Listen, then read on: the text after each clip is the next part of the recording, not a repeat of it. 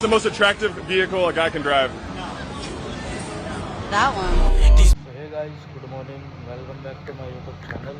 तो दोस्तों, स्वागत है आपका मेरे नए ब्लॉग में। तो चलते हैं तैयारी करने, चलो।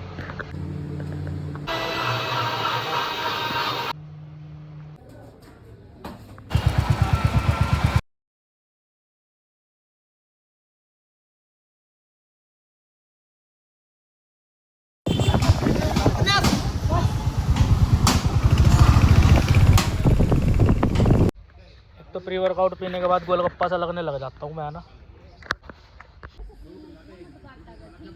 मैं नहीं बांटता किसी को। तो गाइस, आ गया हूँ मैं घर, करेंगे अपना काम। अबे ऐसा क्यों हो गया, सीधा ही नहीं हो रहा है। तो मिलते हैं गाइस आपसे वो थोड़ी देर में। और हम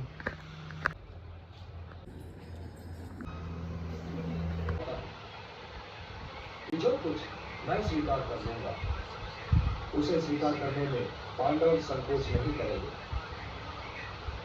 हे महाराज, आप तो स्वयं ज्ञानी हैं और जानते हैं कि शांति कोई प्रस्ताव नहीं जिस पर वाद विवाद चले। शांति एक आवश्यकता है। युद्ध में पराजय तो एक ही की होती है, किंतु दोनों की ओर से लड़ने वाले योद्धा वीर गति को प्राप्त होते हैं। इस राजसभा में गंगापुत्र भीष्म जैसे ज्ञानी और महात्मा उपस्थित हैं। कृत और द्रोण जैसे आचार्य विराजमान हैं। योद्धाओं की जो भीड़ इस राजसभा में है, वो आज कदाचित संसार की किसी और राजसभा में नहीं है, और इसीलिए इस राजसभा का दायित्व भी सबसे अधिक है। यदि युद्ध हुआ तो महात्माओं और योद्धाओं का ये जमघट निस्संदेह ही बिखर जाएगा महाराज, निस्संदेह ही बिखर जाएगा। हे महाराज, यदि ऐसा हुआ तो इतिहास उन सारे आंसुओं का उत्तरदायी आपको ठहराएगा जो इस महायुद्ध के उपरांत बहाए जाएंगे। हे नरेश, आप भारत के वंशज हैं।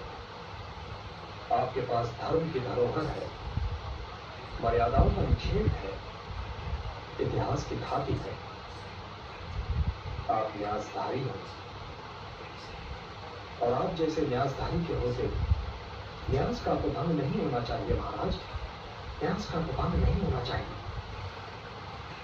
और इसीलिए हे धर्म ध्वज रक्षक, मैं जो कहने जा रहा हूं उसे ध्यान से सुनिए।